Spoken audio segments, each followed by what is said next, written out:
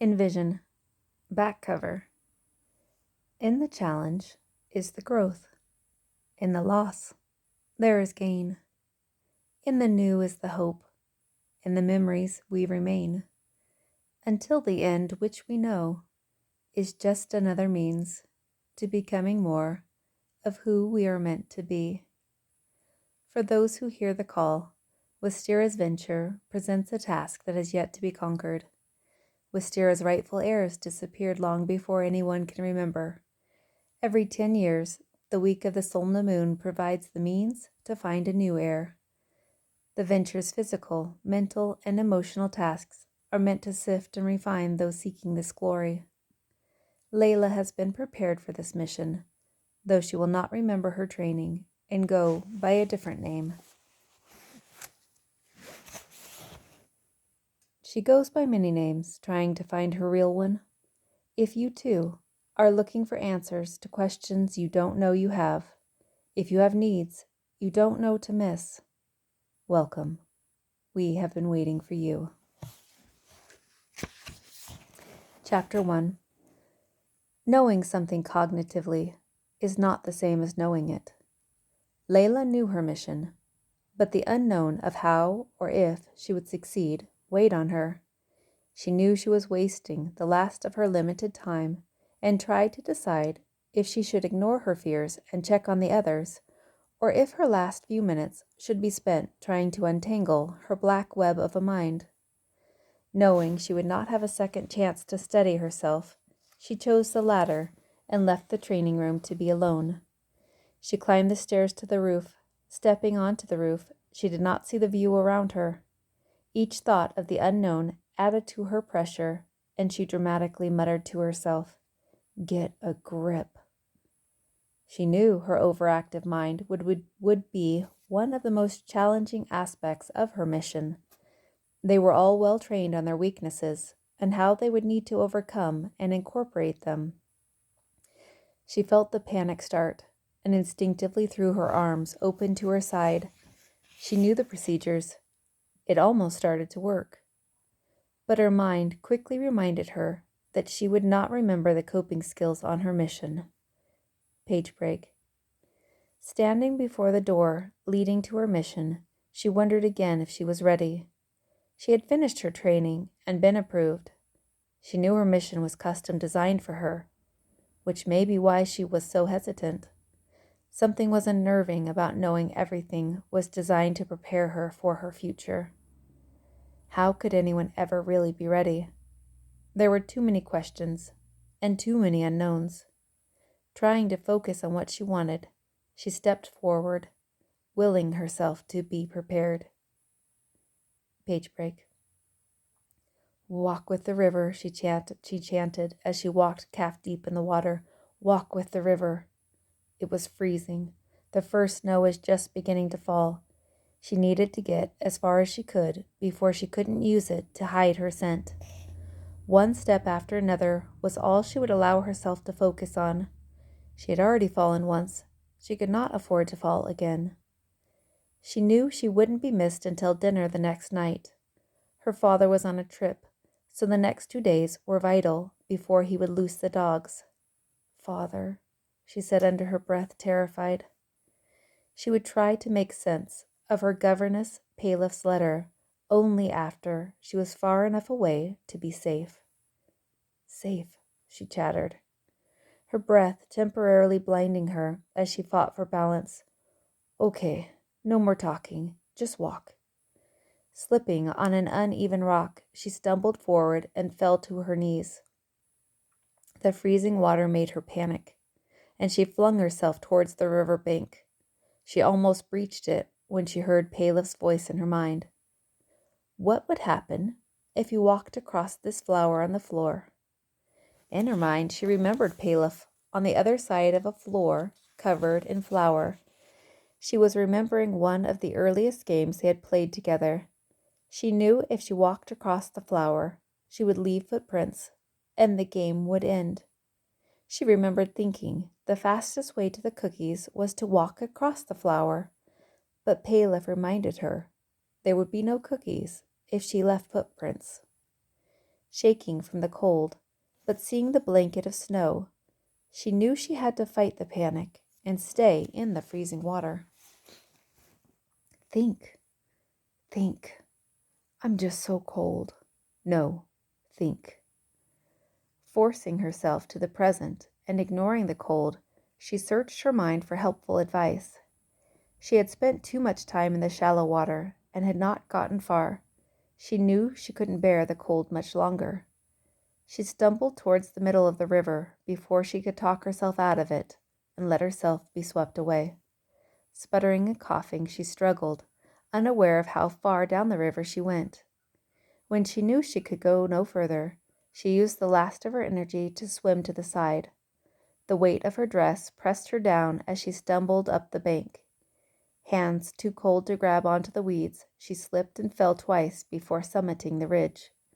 Her first clear image was of a cabin not far from the river. She saw the smoke from the chimney and willed herself towards it. She was almost delirious and recklessly threw herself forward in jerky movements to get there. She realized she didn't know whose cabin she was heading towards, and fear diverted her to the barn. She knew she was in danger of dying and forced herself to focus on the barn. 20 feet, 19 feet, 18 feet. Stumbling to it, she threw herself on the door, but her hands were too stiff to open the latch. Helplessly, she banged her hands on the latch, but it would not open. She had to get them warm long enough to open the latch. How? Jamming her fingers in her mouth, she pleaded with them to work, but they would not stay warm long enough to grab the latch. Starting to be delirious, she saw her father's horse, Storm Rider, come into her mind. It had been hard to get him to take her into the river. Palif's letter had told her how to do it. Riding bareback, she had successfully led him to the water without reins, but without the apple, she would never have got him to step into the water. Her hand reached his head. He had reached his head back for the apple as she dismounted and quickly got out. She had watched him get out and immediately relieve himself. That was it. She knew how to warm her hands. But she had just slumped into the door and couldn't get up again. You must get up. You must move very quickly. She was not allowing a second more of the deathly rest to settle on her. She threw open the latch, opened the door, and removed her clothing before her hands froze again. It was still daylight, and she could see the ladder to the loft in the darkened barn. Grabbing her frozen belongings, she climbed the ladder and covered herself with hay. Her senses were returning. She hadn't noticed they were gone until she heard the low mooing of a cow and felt the hay stabbing at her. Poking her head out of her nest, she smelled the air. Yes, definitely a barn. There would be a milking soon. It was hard to gauge time, but it was still light, so it was probably around dinner time for the second milking. Her mind raced. Would the farmer see her entrance? Was there any tracked snow melting and leaving a trail to the loft? She reached out to feel her clothes, which were sopping wet. More rustling below, and a short bleat let her know sheep were also in the barn. She planned to stay in her nest until after the milking, then sneak down and see how friendly the sheep and cows were, and if they would lend her some of their warmth. She must have fallen asleep. The opening of the door quickly brought her back to where she was. She heard heavy boots kicking the door frame to remove the extra snow, swinging a bucket and placing a stool. She held her breath, listening for clues as to who was below. She knew she could trust no one and must not be seen. How would she get out of the barn without leaving footprints? How had her footprints not been seen? How much snow was out there, and how deep would it be in the morning? Each question brought more questions, and she wondered if she should return to her warm bed before her father returned. What are you thinking? You cannot ever go back. You must not even think of it. She heard the stool squeak and the slow shuffle of something heavy being carried. She knew she shouldn't look, but had to see who was down there. She crawled out of her nest and stayed hunkered down as she peered under the loft railing. It was a young person. A heavy hat hung down around their shoulders, and she couldn't be sure if it was a boy or a girl, but, looking at their size, they, too, couldn't be older than 11 or 12. She watched them put the bucket down to open the door and saw by the fading light the snow coming down in heavy, wet flakes. The cold breeze from the door being opened drove her back to her nest as the door closed. The loft seemed darker now, and she knew she had limited light. Willing herself out of her nest again, she grabbed her still frozen belongings and hurried down the ladder. She could see the sheep huddled together in the corner. As her eyes adjusted, she saw a tall black horse and the milk cow. She was hungrier than she had ever been, and looked around to see if there was anything edible. Finding nothing but animal grain, she noticed the grain scoop and quickly blew it off as she scooted the stool under the cow. She rubbed her hands to warm them and patted the cow's side like she had seen the stable hands do. The big brown eyes of the cow looked at her as if to ask what she was doing. She hopped off the stool to get a handful of hay. Satisfied, the cow munched as she resumed her spot on the stool and began to hum the song the stable hands sang to the cows at home. She thought of the words as she hummed. Rivers and rolling hills, reaching for the sky. Seek the mountains to which the birds fly. I'll be waiting here for your return, to tell me the stories I have yet to learn. The milk had released surprisingly quickly, and only a little had spilled as it splashed against the scoop. Staying seated, she eagerly drank the warm milk, not daring to move and lose any of it. Thanking the cow and returning the stool, she gave her another handful of hay. Gathering her wet belongings, she shook them. The sound startled the horse, and the wide eyes seemed to peer out of pure blackness. "Sorry," she murmured, colder from touching the wet pile. She looked longingly at the fluffy white sheep. They seemed so content and warm. Stepping closer to see better, she got an idea. Slowly moving towards them, she found herself close enough to feel the warmth of their body heat. She gently hung her dress as close to them as she could without disturbing them. Walking back, she saw the eyes that seemed to hang in the darkness again. She reached her hand out to comfort the horse. Meeting no resistance, she ran her hand down the horse's neck. Her hand met an unexpected sensation. What was that? A blanket? She giggled in relief. She felt torn about taking it from the horse, but also so grateful at the prospect of warmth for the night. "Can we share this?" she whispered. She felt a nudge in the dark and took the gesture as a kind acceptance. Drawing it around her shoulders, the warmth still on it. "Oh, thank you," she crooned, leaning into the horse's warm body. The horse lowered to the ground, and she followed, seeking the heat. Laying beside the horse, she opened the blanket to cover them both and quickly fell asleep. When the morning came, she went to check her clothing. Her dress was a little damp, but better than it would have been. Returning the blanket to the horse, she was about to slip out when the cow mooed. She knew it was still early enough that nobody was coming, but she felt guilty taking more milk. The cow mooed again, and she lost her reservation. Repeating the procedure from the night before, she gave her thanks with more hay and left the barn.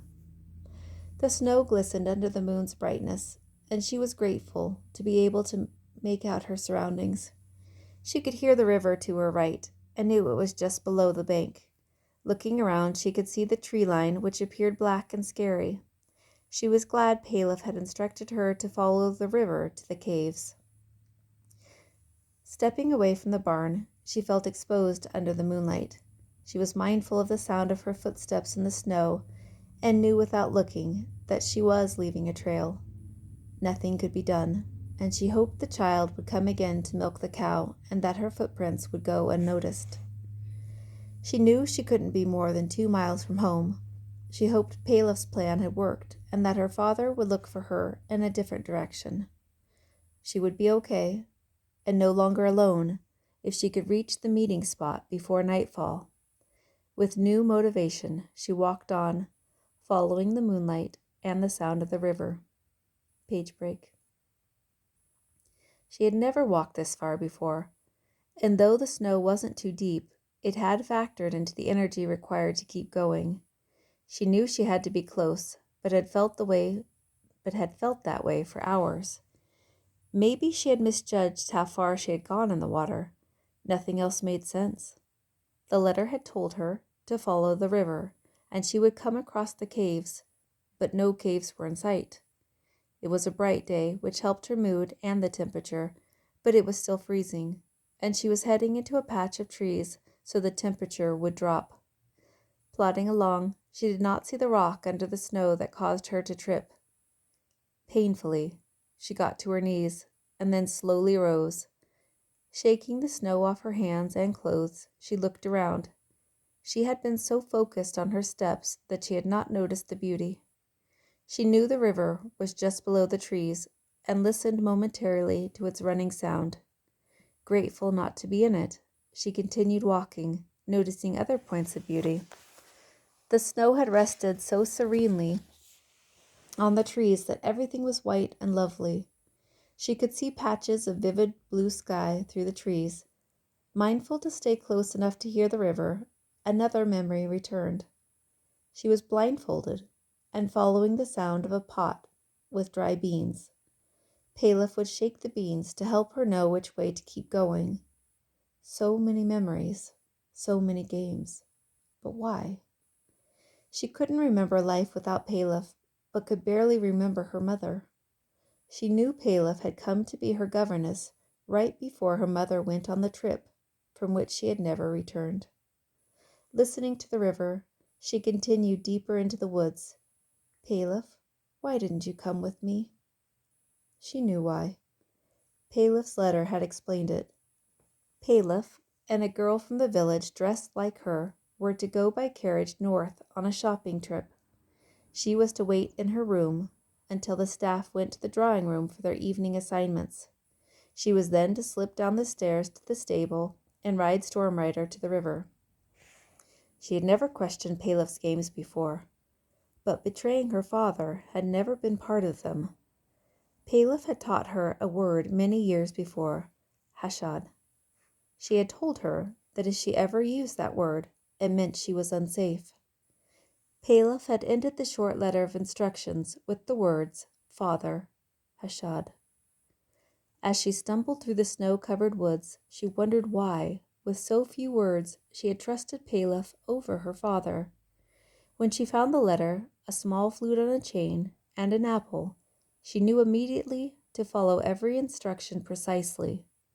When it was time, she had dressed in her warmest clothes, snuck down the stairs, and made it to the stable undetected. What would have happened if someone had seen her? They had known her whole life.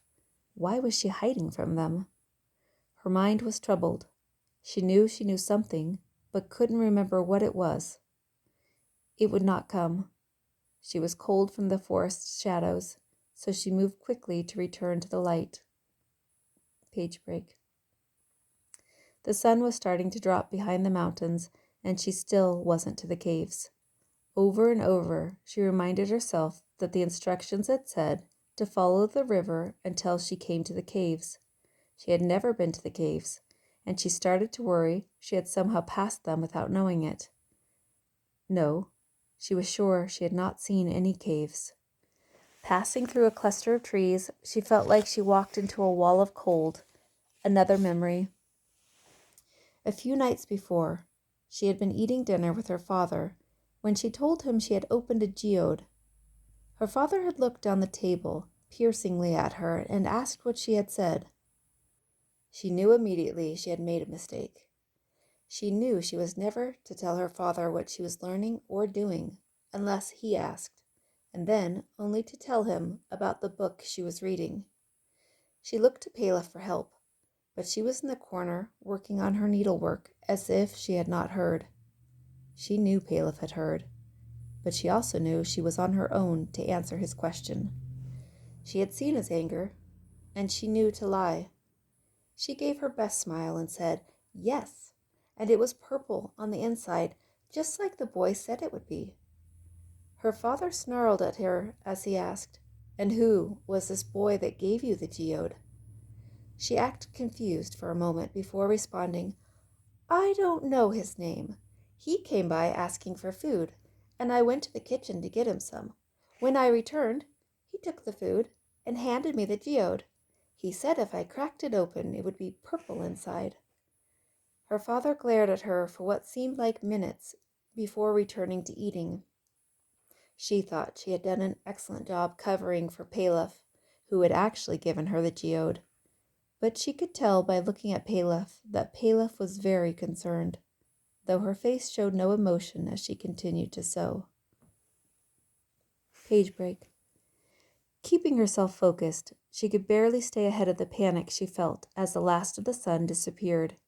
She did not know how she would survive the night. She had seen the bend in the river before the sun went behind the mountains, and she followed it into the darkness of the mountain's shadow. The moon had not yet come up, and she did not like the fear that was following her. Palef had no room for fear, and had taught her early that fear was like a greedy dog. The more you gave it, the more it wanted. I will not feed the greedy dog. Following the bend, there was an opening into a valley and enough light to see rock formations that surely had to have caves. Exhausted, she ran, happy to be ending her long journey. The shadows of the rocks made it hard to see any caves, but she had been told to play her flute outside the cave and someone would meet her.